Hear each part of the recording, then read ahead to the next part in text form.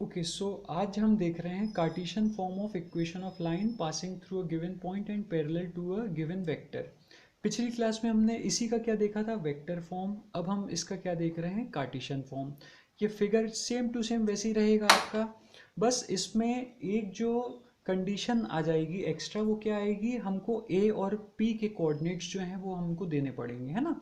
तो सपोज करो कि जो ए है उसके कोऑर्डिनेट क्या हैं, x1 y1 और z1। और जो पॉइंट P है इसके हमने कोऑर्डिनेट्स ले लिए हैं x, y और z। अब रीज़न ये आता है कि भाई हमने x, y, z क्यों लिया। अगर हम a का कोऑर्डिनेट x1 y1 z1 ले सकते हैं तो p का कोऑर्डिनेट x2 y2 z2 क्यों नहीं ले सकते। तो इसका रीज़न मैं आपको समझा रहा हूँ। अब देखो इधर, हम जनरली जो इक्वेशन पढ़ते हैं, कोई भी अगर इक्वेशन पढ़ते हैं, हम ये जानते हैं कि उसमें वेरिएबल इंट्रोड्यूस होते हैं। जैसे सपोज करो कि हमने लाइन की इक्वेशन ली टू वेरिएबल्स में, है ना। एक लाइन की इक्वेशन टू वेरिएबल्स में क्या होती है, a x plus b y plus c equals to zero. तो यहाँ पे आप खुद ही सोचिए कि अगर ये वेरिएबल एक्स और वाई ना हो तो क्या ये इक्वेशन बन पाएगी, ये इक्वेशन नहीं कहलाएगी। ये इक्वेशन क्यों है, ये इक्वेशन इसीलिए बनी है ना क्योंकि यहाँ पे x और y जो वेरिएबल हैं वो इंट्रोड्यूस हुए हैं। तो इसीलिए यहाँ पे इक्वेशन बनाने के लिए हमें जो पॉइंट P है उसके कोऑर्डिनेट्स हमने क्या लिए हैं, x, y और z। मतलब ये आर्बिट्रेरी पॉइंट है P, हमें इसके कोऑर्डिनेट नहीं पता है कि ये क्या है, अननोन कोऑर्डिनेट्स हैं ये। तो इसीलिए हमने इसको क्या ले लिया है, x, y और z, राइट। और यही रिस्पॉन्सिबल है पूरी इक्वेशन को क्रिएट करने के लिए। ओके, तो देखिए मैंने यहाँ पे लिखा भी हुआ है, let the coordinate of point A be x1 y1 z1। x1 y1 z1 का मतलब ये होता है कि हमें ये जो कोऑर्डिनेट्स हैं ये पता है कि ये क्या होंगे कोऑर्डिनेट्स। ये कुछ भी हो सकते हैं, 2 3 4 हो सकते हैं, 5 6 -7 हो सकते हैं, कुछ भी हो सकते हैं, right. Let the coordinate of point P be x y z. अब यहाँ पे एक्स वाई जेड हमने क्यों लिया, आपको ये मैंने आपको बताया अभी कि इक्वेशन बनाने के लिए, इक्वेशन फॉर्म करने के लिए हमें वेरिएबल्स की ज़रूरत पड़ती है। तो वेरिएबल जो है वो यहाँ पे ये प्रोवाइड कर रहा है, ये पॉइंट प्रोवाइड कर रहा है पी, राइट। अब हम ये जानते हैं कि कोई भी अगर पॉइंट है, देखिए ये आपको पता ही होगा, कोई भी अगर पॉइंट है 3 4 5, सपोज करो हमने पॉइंट लिया, ओके। तो इसके कंपोनेंट आई जे और के टर्म में क्या होगा, अगर मान लो अगर हमको इसको वेक्टर फॉर्म में कन्वर्ट करना है तो इसका आई जे और के टर्म में इसको कैसे लिख सकते हैं, ये कैसे वेक्टर बनेगा, 3i plus 4j plus 5k, ऐसे ही बनेगा ना। x जो 3 है वो x का कंपोनेंट है, जो 4 है वो y का कंपोनेंट है, और जो 5 है वो किसका कंपोनेंट है, z का कंपोनेंट है। तो मतलब z का कोऑर्डिनेट ये सब 3 4 और 5, 3 x का कोऑर्डिनेट है, 4 y का कोऑर्डिनेट है, 5 z का कोऑर्डिनेट है। तो i के टर्म्स में हमने इसको कैसे लिखा, 3i। y के टर्म्स, सॉरी j के टर्म्स में हमने इसको क्या लिखा, 4j। और k के टर्म्स में हमने इसको क्या लिखा, 5k। तो ये हमारा वेक्टर क्या बन गया, 3i plus 4j plus 5k, है ना। ये आपको पता ही होगा, ये आपने 11th में भी पढ़ा हुआ होगा। तो हम यहाँ पे ये देख लेते हैं कि ये जो पोजीशन वेक्टर है a, राइट, पोजीशन वेक्टर है a किसका, पॉइंट a का। और पॉइंट a के कोऑर्डिनेट्स क्या थे, x1 y1 z1। तो उसके आई जे और के टर्म्स में क्या कंपोनेंट्स हो जाएंगे, वेक्टर ए जो है वो कैसे लिखा जाएगा, x1i plus y1j plus z1k। Is that clear. Similarly point P जो है उसके कोऑर्डिनेट क्या है, x, y और z, ओके। तो इसके पोजीशन वेक्टर i j और के टर्म में क्या लिखा जाएगा, xi plus yj plus zk। Is that clear. अब हम आगे बढ़ते हैं। देखिए, let the direction cosine of line m N B L M n. अब देखिए डायरेक्शन कोसाइन भी आपने वेक्टर में पढ़ा है। अगर आपको डाउट है, अगर आपको डिफिकल्टी है कि डायरेक्शन कोसाइन क्या होते हैं या डायरेक्शन रेशियो क्या होते हैं, तो आप मुझे बताना। और ये बहुत इंपॉर्टेंट है, अगर ये concept direction ratio, direction cosine clear नहीं होता है तो आगे बहुत चल के दिक्कत होती है। क्लियर है, दिखने में बहुत ईजी लगता है कि क्या है, लेकिन जब आप इसके सम्स में जाते हो तो ये सबसे बड़ा प्रॉब्लम बनता है। तो इसलिए इसको ध्यान से आप देख लेना। ये वेक्टर में आप पढ़ चुके हो, लेकिन अगर आपको डाउट है तो इसका मैं अलग से वीडियो बना दूंगा। तो यहाँ पे हम देखते हैं किसी भी वेक्टर का डायरेक्शन कोसाइंस होते हैं। ओके, तो डायरेक्शन कोसाइंस हम जनरली किससे डिनोट करते हैं, एल एम और एन से।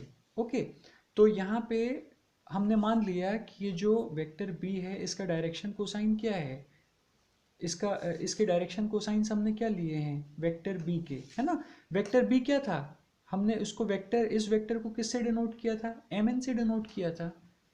पिछले वीडियो में भी जब हमने वेक्टर फॉर्म निकाला था तो हमने उसको किससे डिनोट किया था, इस वेक्टर को एम एन से डिनोट किया था, है ना। तो वही चीज़ मैंने यहाँ पे लिखी है कि let the direction cosine of M N B L M N, है ना। तो अब इसका पोजीशन वेक्टर जो होगा वो क्या होगा, आई जे और के टर्म्स में क्या होगा, vector B equals to L I plus M J plus N के। ये तो ऑब्वियस है, ये क्लियर हो गया होगा आपको, है ना। अब नेक्स्ट, अब हम जानते हैं कि जो वेक्टर इक्वेशन है लाइन की वो क्या थी, पिछले हमने डेरिवेशन किया था ना, vector P equals to A plus lambda vector B. Okay, तो हम क्या करेंगे, सीधे सीधे वेक्टर p, वेक्टर a और वेक्टर b की वैल्यू यहाँ पे सब्सटीट्यूट कर सकते हैं, राइट। तो वेक्टर p हमारा क्या था, वेक्टर p क्या था, एक्स आई प्लस वाई जे प्लस जेड के। तो हमने यहाँ पे लिख दिया वेक्टर p की जगह एक्स आई प्लस वाई जे प्लस जेड के। Next vector a, vector a क्या था, एक्स वन आई प्लस वाई वन जे प्लस जेड वन के। तो यहाँ पे हमने वेक्टर a को क्या लिख दिया, एक्स वन आई प्लस वाई वन जे प्लस जेड वन के प्लस लेमडा वेक्टर बी।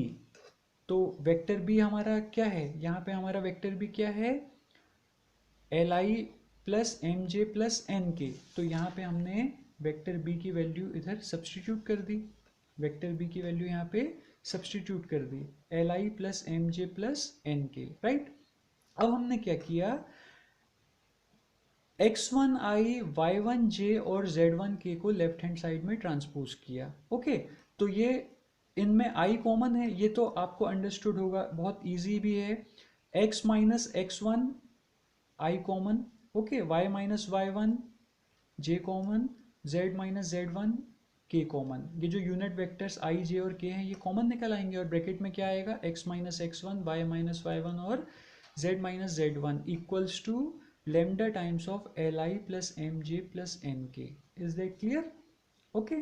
अब हम क्या कर सकते हैं, नेक्स्ट स्टेप में सिर्फ हम लेमडा को यहाँ पे मल्टीप्लाई हमने किया है, मतलब नेक्स्ट स्टेप में जो हमने नया कुछ अगर किया है तो क्या किया है, लेमडा को मल्टीप्लाई किया, तो क्या हो गया, lambda L plus lambda M plus lambda N, और साथ में आई जे के वैसे के वैसे ही लिख दिए।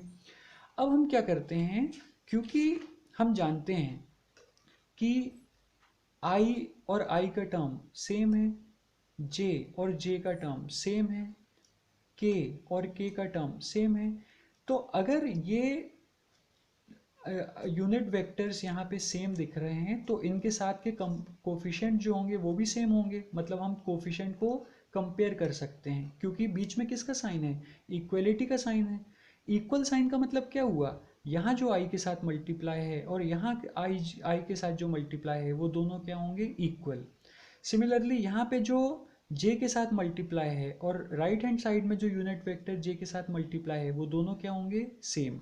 ऐसी k के साथ जो मल्टीप्लाई है और यहाँ पे k के साथ जो मल्टीप्लाई है वो दोनों भी क्या होंगे, सेम। तो हमने जब कंपेयर किया तो हमें क्या मिला, x minus X one equals to lambda L, y minus Y one equals to lambda M और z minus Z one equals to lambda N. Okay, तो मैंने यहाँ पे रीजन भी लिखा है, comparing coefficients of I J K from both sides.